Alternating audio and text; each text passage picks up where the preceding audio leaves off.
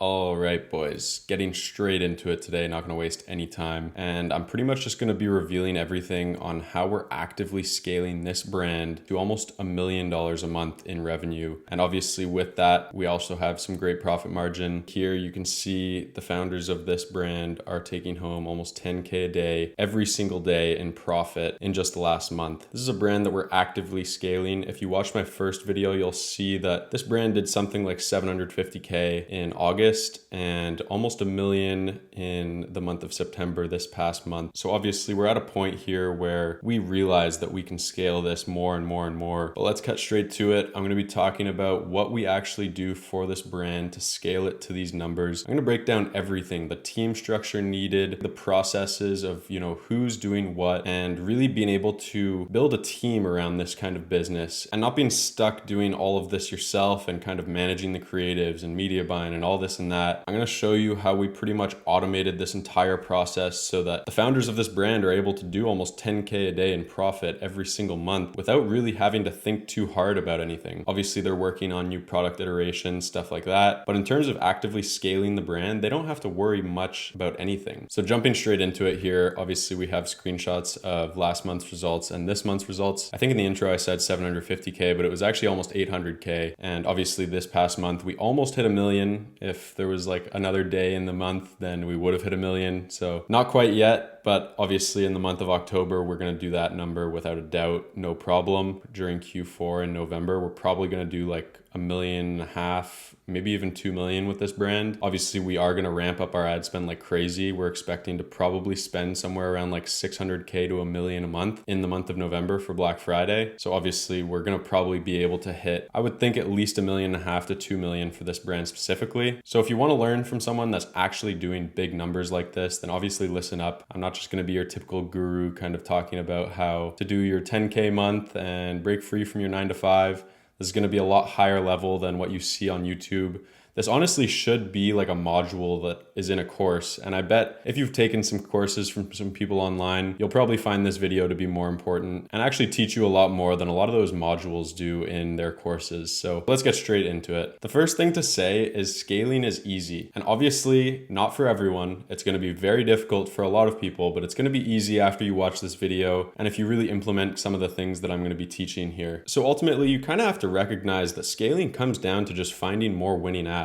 So when we come into a client account and we see that they already have a winning ad and they're doing, maybe 100K a month, it's pretty easy for us to recognize that they could be doing 2, 3, 400K a month if they just have more winning ads that allows them to actually support that kind of spend. But obviously the question is, how do we find more winning ads? And ultimately that comes down to just testing. And a lot of people really underestimate the amount of videos and ads that you really need to be testing. I also want to talk about some of the commonalities of brands that are doing like 100K, 500K, and this brand specifically. What are the commonalities between these brands that are doing such big numbers? And it really just comes down to 3 main things. It's your product, it's your lander, and it's your creatives. And I think 50% of it is obviously your product and your lander. I think your product is very important when it comes to scaling to these kind of numbers. Again, you need a product that's actually got some sort of mass appeal and that's relatively broad enough that you're going to be able to, do $1 million months. It needs to be something that caters to a good amount of people. 20% I think is your lander. And again, a lot of the time people get pretty caught up on your lander, and I've seen brands do absolutely crazy numbers with like a really bad lander in my opinion, but that's just because their product and their creatives were so good that they were getting people in the door and impulse purchasing without even having to like nurture them on the landing page. And finally, the last 50% is actually just having a shit ton of consistent creative production. And when I mean a shit ton of ads, like people underestimate how many you have to be launching. This brand specifically that we did almost $1 million a month with, we were launching 8 to 15 new ads every single day. And obviously that's not like 8 to 15 new concepts every single day. So I kind of break down like ads and concepts into like different things, because a lot of the time we're testing a concept, but we might be testing that concept with like 4 or 5 different variations, whether it be different hooks, different B-roll, different creators, whatever it might be. So at least for us on this brand, we were doing 2 new concepts every single day, and we were split testing testing those 4 times. So that was about 8 ads that we were launching every day just from new concepts, new tests. And then on top of that, we were also launching like 3 to 5 iterated creatives. So if we saw an ad that was performing decent, but we think it could be doing better, we would send that over to our video editor, make some iterations and relaunch it. Or if we just found a winning ad, we would also just like iterate on that and make like 5 new variations based on that winner. So that's what I mean when I say we were testing like new concepts, but also like 3 to 5 iterated creatives. And obviously testing creatives is one thing, but testing creatives that are gonna be successful is another. So I'm gonna break down what actually made their ads successful and what we were really focusing on when we were launching these new concepts and these new iterated creatives to obviously hit this kind of revenue number. And the first thing to mention is obviously every ad that we created had a ton of social proof, which kind of leads me into my next point. How did we create that social proof? And that was mostly actually through creating mashup ads. So a really high percentage of the new ads that we were launching every day were actually mashup ads.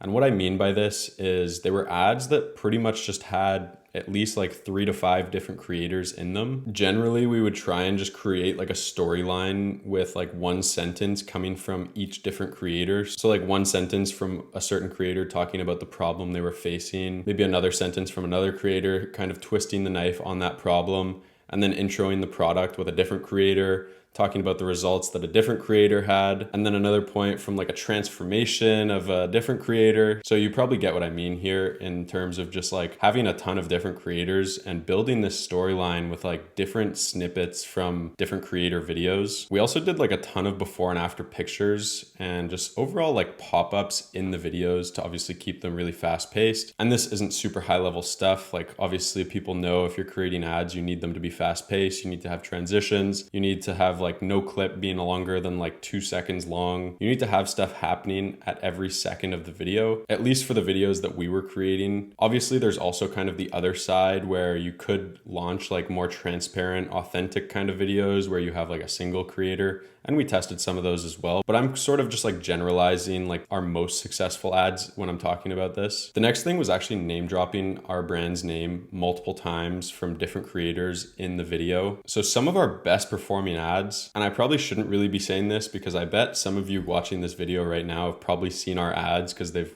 pretty much gone viral at this point. So usually it would start off with like a hook, and then we would have a creator like intro the problem, and then it would instantly cut to like 3 to 5 different creators just saying our brand name over and over, like Apple AirPods, Apple AirPods helped. And again, that's also how we created a ton of social proof, because when people were watching our ads, they obviously saw the hook, they saw the problem, and then they instantly saw like 5 different faces just mentioning our brand's name and our product, which obviously builds like a ton of social proof in itself, but it also kind of makes the viewer think that they're missing something in the sense that they see all these people talking about this brand, this product, like why haven't they seen it yet? So it kind of pulls them in to watch even more. And then obviously we would transition into talking about how like our product is the solution and, you know, the transformation that it had for people and this and that. One of the other things we really mentioned in a lot of our videos was just kind of like calling out other scam brands, because like I mentioned, we had like a ton of competition, and anytime you're going to get to a point where you're doing like this kind of number, you're going to have people ripping your ads all the time and just like jumping on the product and trying to scale themselves right then and there. So if you're able to kind of build that social proof and call out these other brands, and not necessarily like calling them out by name because you don't want to give them like free publicity or anything like that either, but just really like separating yourself and pretty much mentioning how your brand is the only real brand and the others are kind of scams, and make sure that you're getting your, you know, whatever product from this brand because this is the real one, this is the one that's going to help you achieve that transformation as fast as possible. That's kind of what we were really mentioning in a lot of our ads. And it's funny, a lot of the time when I talk about how many ads we're launching every single day, I get the same question every time, and it's how the fuck can I run that many ads for my brand? Like how can I actually do this? Because without a doubt, like you're gonna need a team to kind of be able to pump out this amount of creatives. So that's exactly what I'm gonna be going over in the rest of this video,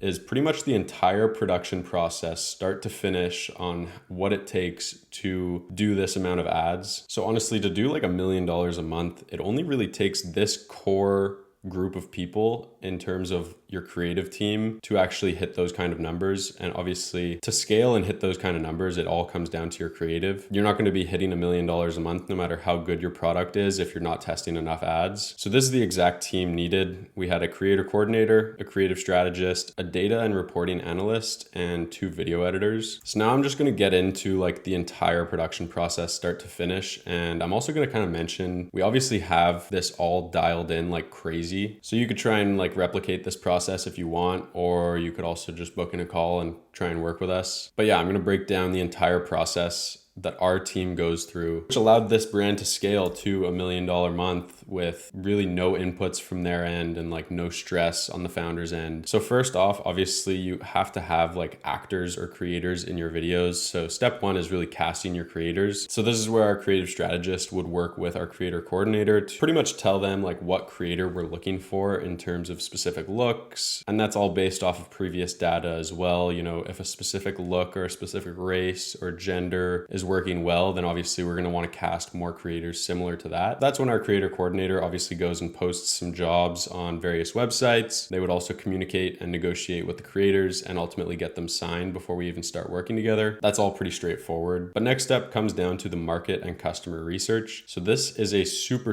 in-depth research process, and I have an entire SOP on this research process. I don't know if I'm going to drop it on YouTube, to be honest. It's just like ridiculously valuable in terms of like how we do the research and pretty much breaking down every one of these methods in like crazy detail and how to do it exactly. But it really comes down to our creative strategist researching internally, doing competitor research, and external research. So internal research is usually like the current ad library of this brand or the brand deck, the onboarding answers that we get from that brand, you know, in terms of like their demographic, market research, customer research, whatever. And also we take a look at their socials. So we don't get too much information based off the internal research.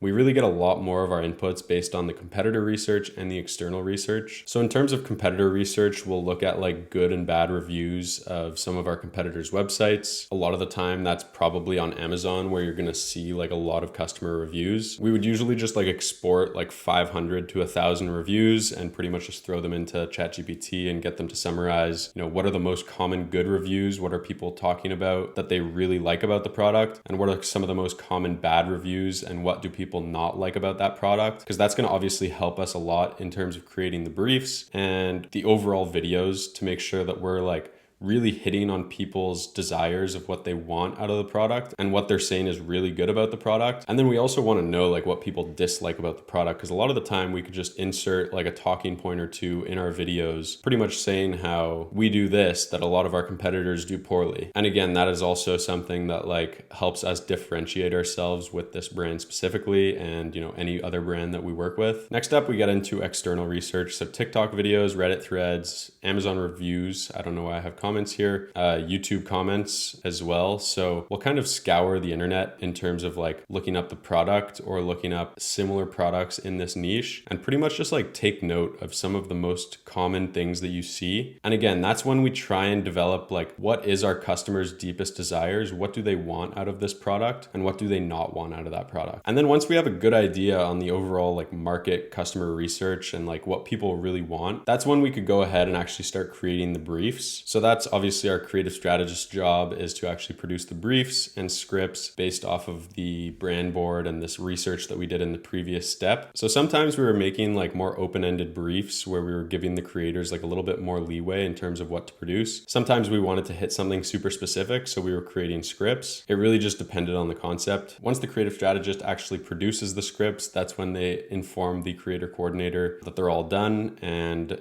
they get them to assign them to the specific creators. Again, depending on the creator's look, some of our scripts or briefs would be like a little bit more specific. So we would just want to make sure that we're assigning the right scripts to the right people. And then our coordinator sends those creators their scripts, gets their shipping information off of them to make sure that we could send them the right product. And then they also make a task on ClickUp with the script, creator info, and everything. So ClickUp is the project management software that we use for all of our creative production. And if you're doing creative production at mass, I recommend you have a project management software. I see a lot of brands that are just like struggling to scale. And honestly, a lot of the time it's because they're just super disorganized when it comes to their creative production. They're not able to pump out as many creatives as we are. And again, a lot of that comes down to us just having the right systems in place. And one of those big systems is obviously our project management software and all the automations that we have within that as well to kind of just move projects forward easily. Then once the coordinator actually creates the task, our creative strategist will jump in there and inform the video editor on that task, how they want the video to be broken down into different concepts or different variations, So whether they want different hooks, different lengths, B-roll, whatever, that's where the creative strategist like really guides our video editor in terms of like what to produce and what variables we're really trying to split test as well. Next, we have the production process. And this is honestly super simple. This is where our coordinator pretty much just like communicates with the creators and ensures everything's moving forward. If the creators have any problems with the product or anything like that, that's where our coordinator would kind of come in and just like fix everything up for them. Once we actually get the raw footage, then our coordinator would review that footage. And based off kind of their first initial view, they'll see what kind of quality the creator gave us and kind of communicate if they need any reshoots immediately, or if anything's like not there, if we were looking for a specific B-roll shot but the creator didn't shoot it. Again, that's where our coordinator would jump in and kind of just solve all those little problems. If everything is all good to go, then our coordinator obviously moves that task to ready to edit, and that will then kind of automatically ping and assign our video editor on that job. And it'll also like assign a custom due date, which is usually 48 hours after that task has been moved to ready to edit, because then our video editor knows, okay, I have the next 2 days to actually complete this final creative. And again, it's all these like little automations that just really help keep pushing the jobs forward and helps us like move a lot faster in terms of like pumping out 10 creatives per day. Because if you don't have these systems in place, there's just going to be hours being wasted during the day where you're not necessarily on the laptop, and like your coordinator might have,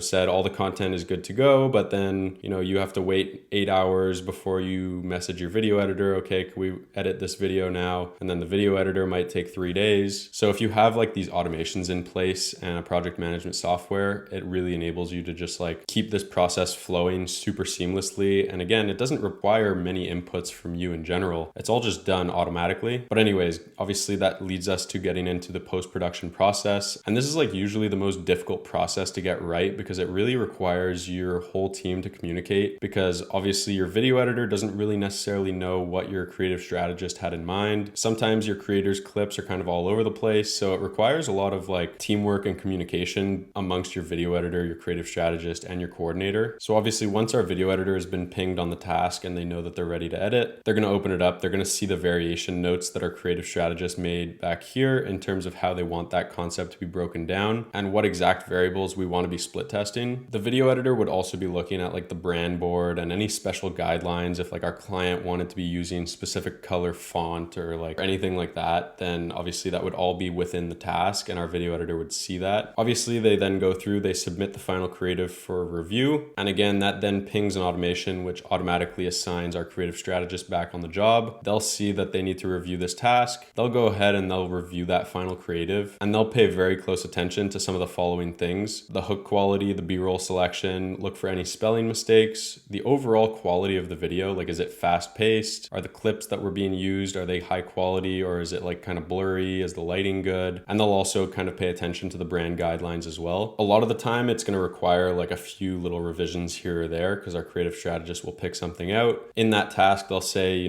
at 14 seconds, can you change that B-roll clip to something else? It's like a little blurry or something like that. Or maybe they'll just say like, I don't like that hook text, let's try something else. And that's where they obviously tag the video editor with like these revision notes. Once approved, the creative strategist then submits the final videos to the brand for review. And again, that just means moving it over from internal review to submit for brand review. And then that signals again another automation, which pretty much sends our client a little ping, and they'll see like a drive folder with creatives that they need to approve. The brand will then approve or obviously ask for some revisions. Our creative strategist will relay those revisions to our video editor. So again, I think you're probably getting the idea here. Like everything's being moved forward very seamlessly without too many inputs. Obviously everything relies on a lot of automation, but then there's also like some communication factor in there as well, in terms of if the brand needs a revision, the creative strategist needs to relay that. And then the last step of our process, which I think separates us from a lot of other agencies, is our ability to actually analyze and iterate based off of what we're seeing in your ads manager. So a lot of agencies, they might just kind of like cycle in these creatives and like give them to you, but they won't really do anything else other than that. Whereas we would also get access to like your ads manager, see how you're running things, make sure you're running them properly in terms of like account structures and everything like that. But we also make sure that we have an analyst that's able to look at your CPA, your ROAS, your CTR, your hook rate, your hold rate, all these variables that, you know, are going to be varying creative to creative. And a lot of the time, that's where we come in and we might make a little iteration here or there, because like I was mentioning before,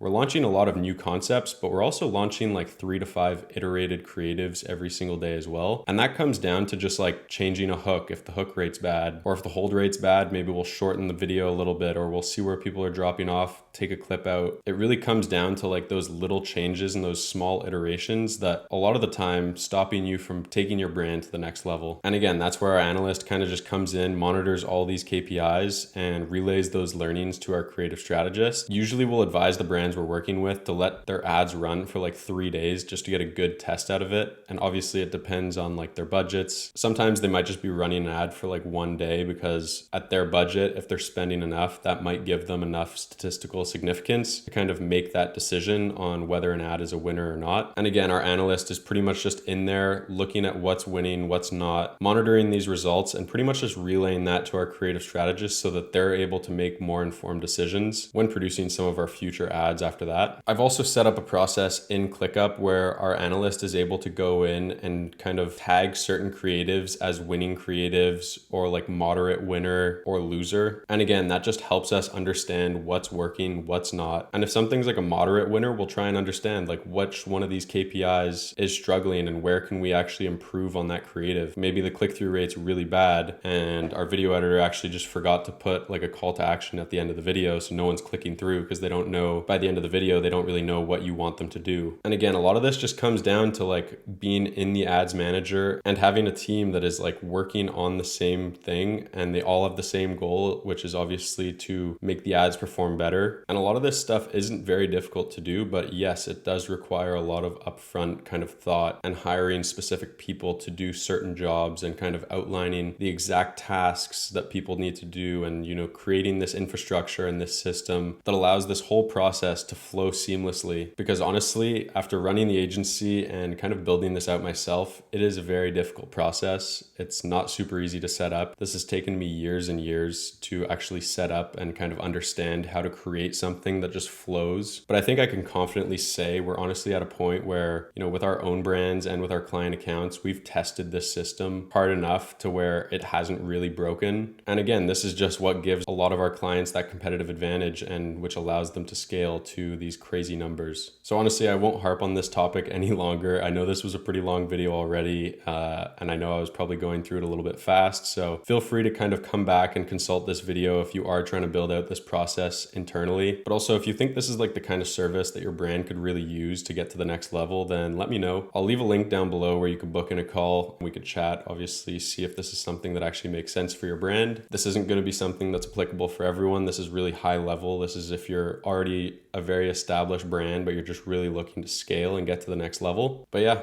that's honestly everything. I pretty much tried to reveal as much as I could in this video and make this super, super valuable. So if you did enjoy, please leave a like and I'll see you in the next one.